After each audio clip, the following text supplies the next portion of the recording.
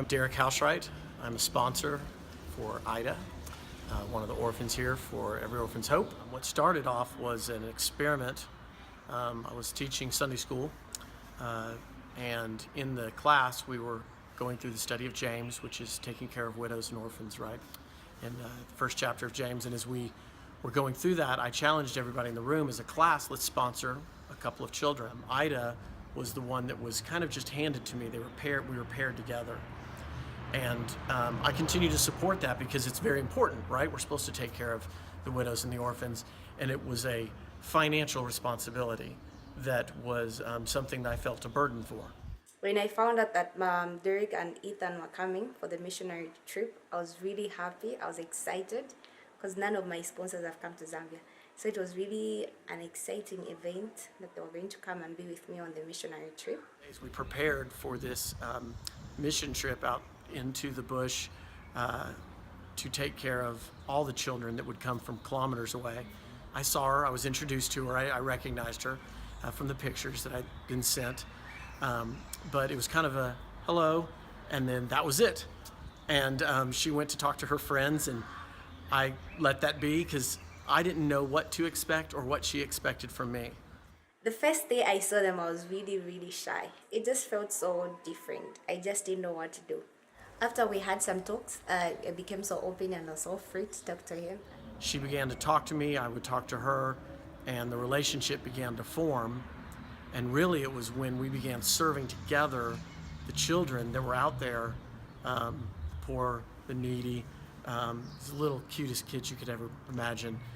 Watching her blossom as a leader and just loving on these children as the orphan that she was to these children that many of them are the same way, our relationship changed.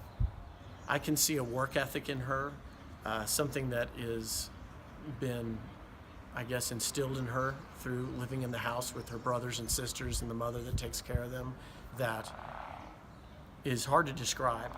But it's a 6 a.m. get up, her prayer time, her worship time, her devotional time, straight into chores, into school, back home for chores and school. And when I saw her working with the children out at the village, she led worship for these kids for 2 days, most of the day, each day.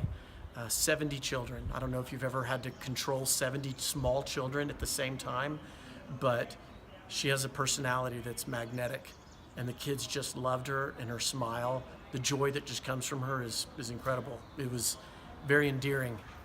Somewhere along the way in the village, as we would go out and hike for however far we had to go to talk to the villagers, I found myself packing extra food and things for her like you would your own children. If you were all to go to a park or go do something, you would think about, do I have enough shoes for the children? Do we bring food?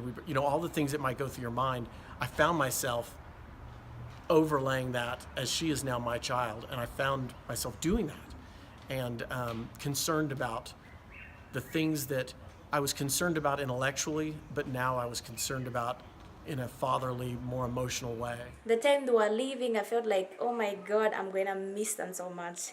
I even shed tears. I was like, oh my God, I can't help it, because I really got to know them. Ida has now become, in my mind, my daughter, with my children at my house are her brothers and sisters, and I am concerned, and like I would be with any of my children, of what's to come. And so that is the exciting part of the transference from a financial responsibility that becomes the emotional change.